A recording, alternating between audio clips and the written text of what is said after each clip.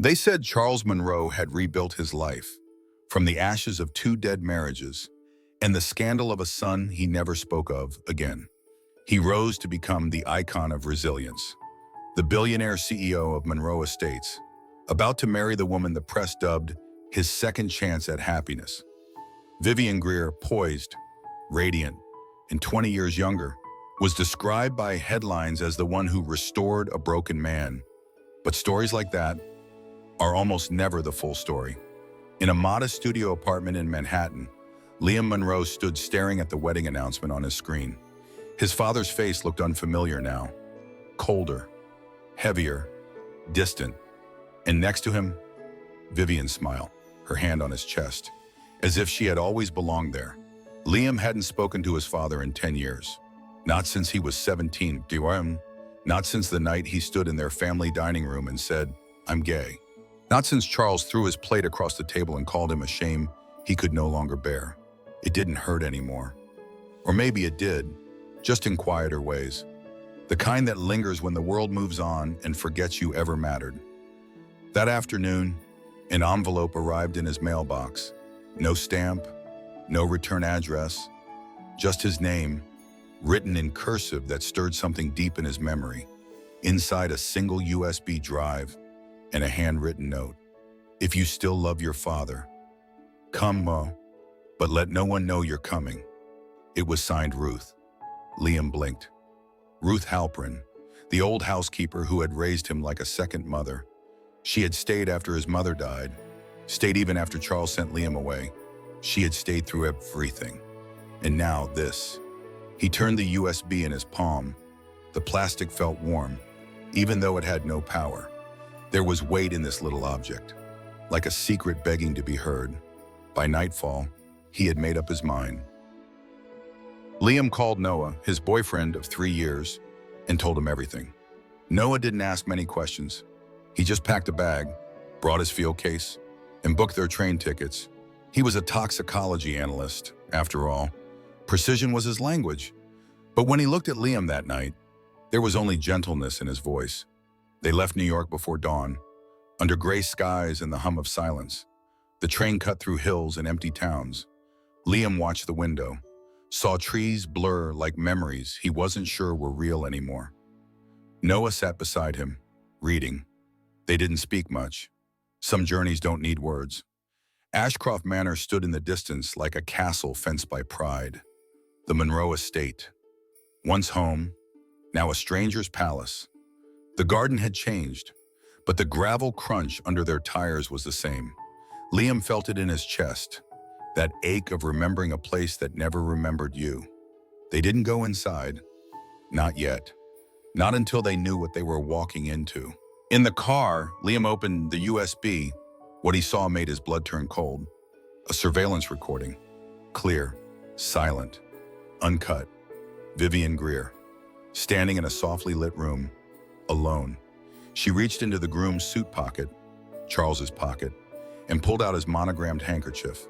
Her movements were careful, practiced.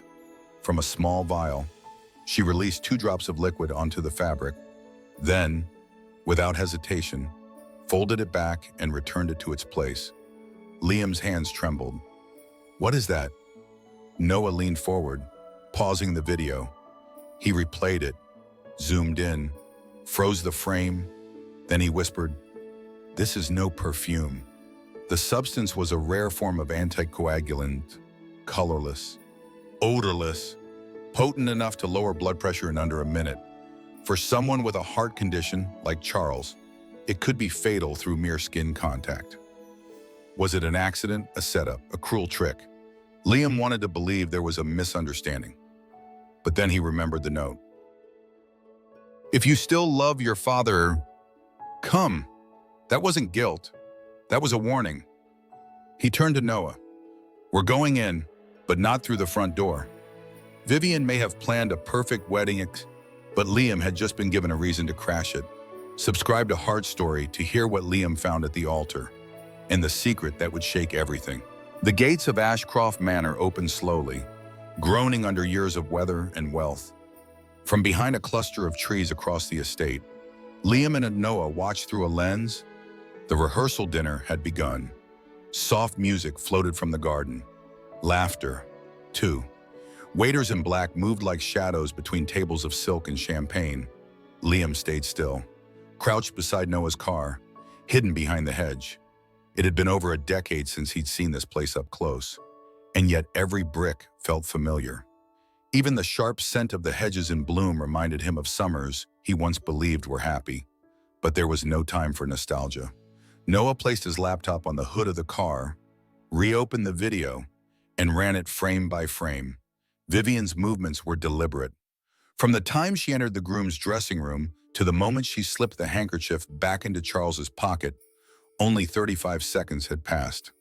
But in those seconds, a death sentence was quietly written. Noah leaned closer to the screen. "It's synthetic," he said. "A high-grade anticoagulant. It won't show on the cloth unless we test it in a lab. But I'd bet my license that was enough to drop him." Liam tried to steady his breath. Charles had a known heart condition. After his second wife died, his health had deteriorated. The press called it grief. Liam knew better. The man he once called father was fueled by control, not sorrow. But even a tyrant could bleed. He looked at Noah. "Are we sure?" Noah nodded. "This isn't an accident, and it's not amateur. Whoever planned this knew how the body works and how long it takes to fail." Liam didn't answer. From the manor's main hall, a cheer rose, a toast. Guests clinked glasses. Vivian stepped out into the courtyard in a silver dress, her arm linked through Charles's. Cameras flashed, the image of unity, of rebirth, of a man healed by love. But in Liam's chest, something cracked. Vivian had never just wanted Charles. She wanted the power that came with his name, his company, his legacy, and maybe his absence. A tap on the window startled them both. An elderly woman stood there, hair pinned tight, uniform clean but old. "Ruth?" Liam stepped out. She didn't embrace him. She just looked him up and down and said, "You came." He nodded. "Why now?" "Why tell me?" Ruth's eyes clouded. "Because no one else will. And your father doesn't deserve to die thinking you never cared." She glanced toward the manor. "But Vivian isn't alone in this." Liam froze. "What do you mean?" "She's clever, but she doesn't have the reach. Not to access his medical files, not to mask financial trails, not to plan this kind of timing." Then she handed him a folded page. It was a guest list. At the top, under family members attending, was a name Liam hadn't seen in years: Clara Monroe, Charles's older sister, heiress in all but title. Ruth whispered, "She returned last week, unannounced. No one questions her.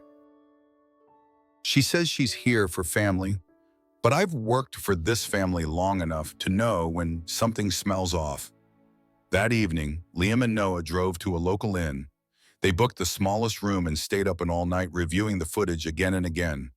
The pieces were starting to move. Vivian may have delivered the poison, but someone else had opened the door. The next day, they entered the garden party under pretense, dressed as vendors, holding clipboards, heads down. From across the lawn, Clara Monroe stood by the bar, dressed in navy and pearls. Her hair was perfect, her posture unshakable. When someone mentioned Liam's name in passing, she smiled, thinly. "Liam," she said, sipping champagne. "That boy should be grateful he wasn't invited. We wouldn't want another headline embarrassing Charles, would we?" The crowd around her chuckled, then quickly moved on. But Liam had heard enough. The question was no longer if Vivian meant harm. It was who else stood to gain when Charles Monroe collapsed at the altar, and who was willing to kill to protect what they believed was theirs. The cathedral had been dressed in perfection. White orchids lined the pews, tall candles flickered against stained glass, and a string quartet played a quiet arrangement that dissolved into the vaulted air. Guests whispered in soft tones, waiting for a ceremony that was more about image than intimacy. Billionaire Charles Monroe, widower twice over, was marrying again. And this time, the world was watching. But beneath the lace, beneath the gold, something darker was threading its way into the room. Liam sat in the very back, invisible in a sea of tailored suits and curated smiles. Noah remained close, hand on his briefcase. Inside was the laptop, the USB, and the truth. Charles walked in first, sharp in a black tuxedo, the weight of legacy on his shoulders. Applause greeted him. He looked older than Liam remembered, slower, somehow, but still trying to stand like the empire he built. Then came Vivian. The moment she appeared at the entrance, a hush fell. She was the picture of grace, her silver gown catching every flicker of light. She held no bouquet, only Charles's hand.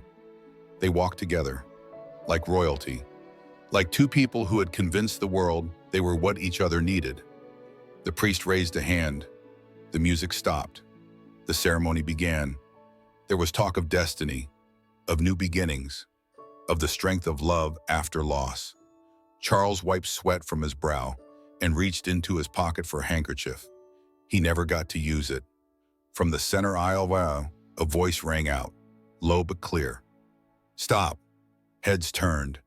Whispers rose like wind through wheat. And then silence. Liam stepped forward. Every step echoed louder than the last. Some guests squinted, trying to place his face. Others already knew, and their expressions twisted. Confusion, recognition, disbelief.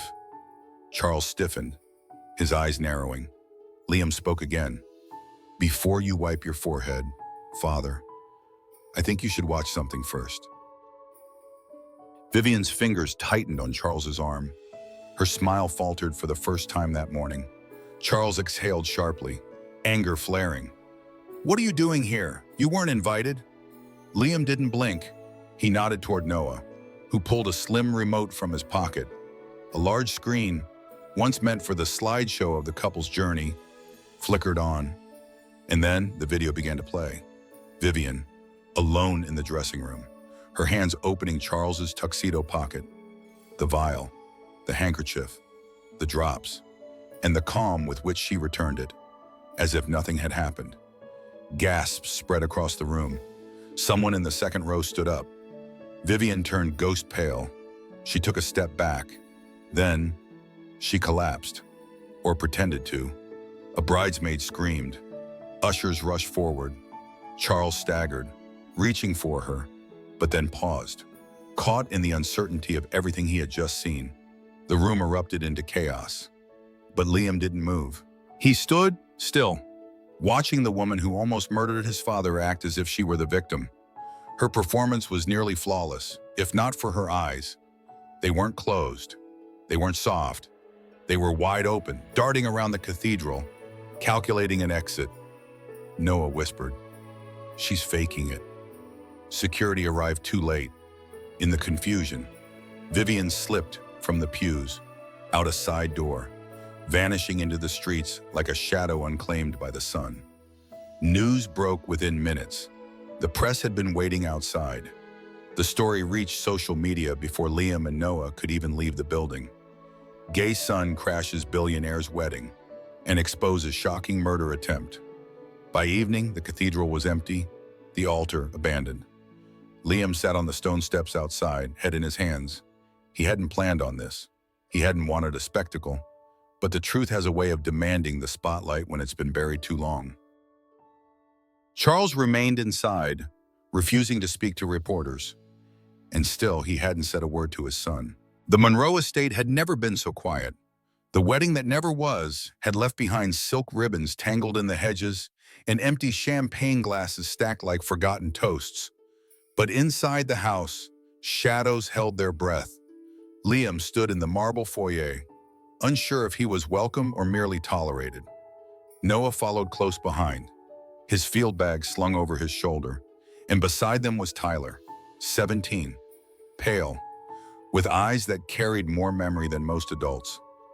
He had watched the chaos unfold from the upper gallery of the church, and when everyone else had fled the scene, he had walked straight up to Liam and said only one thing.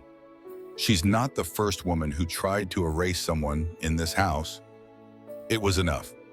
Now, the three of them moved through corridors that once echoed with childhood, grief, and silences no one wanted to name. They made their way to the attic, a place sealed by dust, boxes, and time. Liam pushed the door open. The smell of cedar and old paper spilled out. Tyler flicked on the light. The bulb buzzed, then steadied. Old trunks lined the walls, and in the far corner sat a locked wooden chest, engraved with initials long faded. Inside, they found her voice. Mary Holloway Monroe, Liam's mother. Her handwriting filled a stack of journals bound in ribbon. The ink had bled slightly over the years, but her words were intact. Page after page detailed suspicions, not just about Charles, but about Vivian. Liam read aloud slowly, as if speaking the truth could protect him. She lied about her background, about her designs. I saw her copying our firm's reports before the board meetings, and one night I heard her say men like Charles always think they're in control until they're not. The last entry was dated 1 week before Mary's fatal accident. Noah's jaw tightened. He didn't speak. He didn't have to. Tyler sat down heavily on an old crate.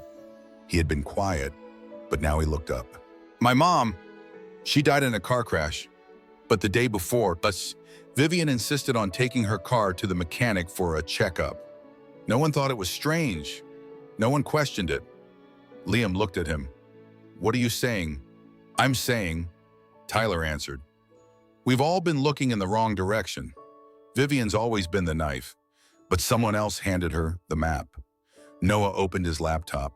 He had started tracing transactions from accounts linked to Vivian.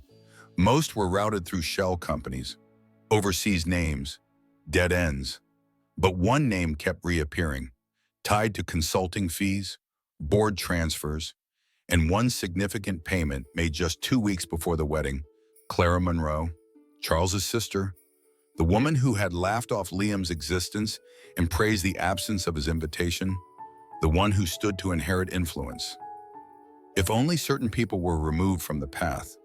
That night, Liam asked for a meeting. Clara agreed without hesitation. She didn't flinch when he entered the room. Still playing detective, she said, pouring herself a drink. Liam didn't sit. He handed her a folder. Inside, screenshots, wire transfers, and one journal page, circled in red ink. Clara glanced through it, then smiled. You think I'm the villain here? I think you wanted Charles out of the way, Liam said, and Vivian was the perfect blade. Clara took a long sip. Charles was losing his grip. The board was nervous. Investors talked about restructuring. Vivian came to me with a plan. She promised it wouldn't be permanent, just something to force him into retirement. A few weeks in the hospital. Nothing lethal. And you believed her. I believed in the company, Clara snapped. What I didn't expect when Yamek was for her to change the dose, to switch the compound. She went rogue. Liam's voice dropped. You used the word permanent in a memo. You called me a PR threat. Clara's eyes narrowed. This company can't afford scandal. And you, with your little speeches and boyfriend and broken family sob story, would have brought headlines none of us could recover from. So you tried to erase us both. I tried to protect what I built, she said coldly. And no one will remember your face once this blows over. But she was wrong, because now someone had recorded the entire conversation. And this time, the truth wasn't going to stay in the attic. They found her at the airport. Vivian Greer, still in her silver gown, still wearing the diamonds Charles had gifted her a week before the wedding. She had ditched the limo, taken a cab to a private terminal, and booked a one-way ticket to Zurich under her maiden name. But by then, every customs officer in the city had her face on alert. She didn't resist arrest. She didn't even speak. Not until she was placed in an interrogation room, where cameras rolled and attorneys watched from behind the glass. That's when she leaned forward, smiled faintly, and whispered, "They thought I was their puppet." Her confession wasn't a cry for mercy. It was a performance. Calculated, chilling, precise. Vivian laid it all out. Clara had approached her first, months ago, promising power, access, and a permanent seat on the board if she helped sideline Charles quietly. The plan was meant to be bloodless. A weakened Charles could be convinced to retire and Claire would take the reins. Vivian would be rewarded. Liam would never return. The legacy would be clean.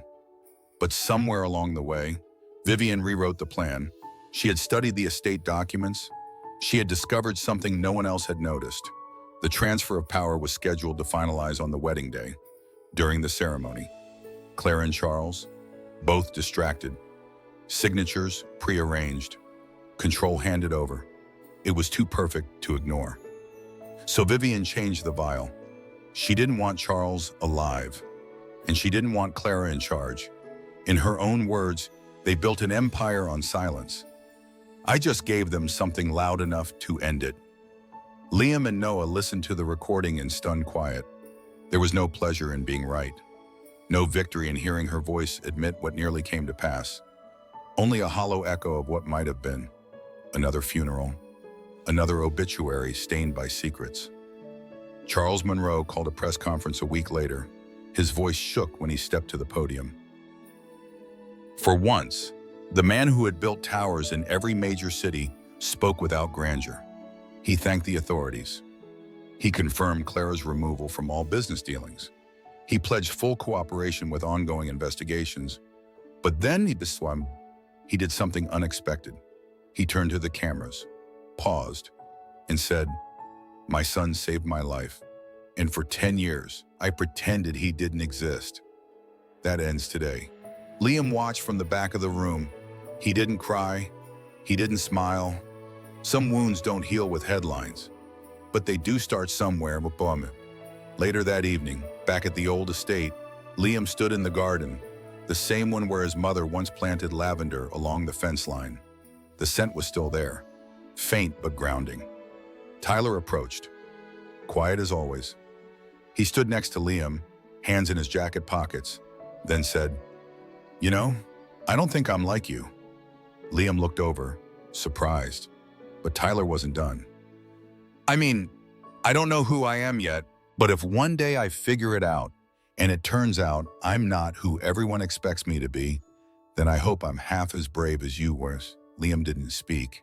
He just reached out and put a hand on Tyler's shoulder. They stood like that for a long time. Two brothers, born of the same man, but shaped by different truths, watching the sun set on a house full of memories and unfinished stories. In the corner of the yard, workers had already begun dismantling the wedding arch. The toast that never came, the celebration that never happened, but in its place, something quieter had taken root. Not forgiveness, not yet, but maybe a beginning. And now, let us ask you this. Have you ever been the truth no one was ready to hear? If this story moved you, don't forget to subscribe to Heartstorie for more tales of courage, family, and the truths that refuse to stay buried.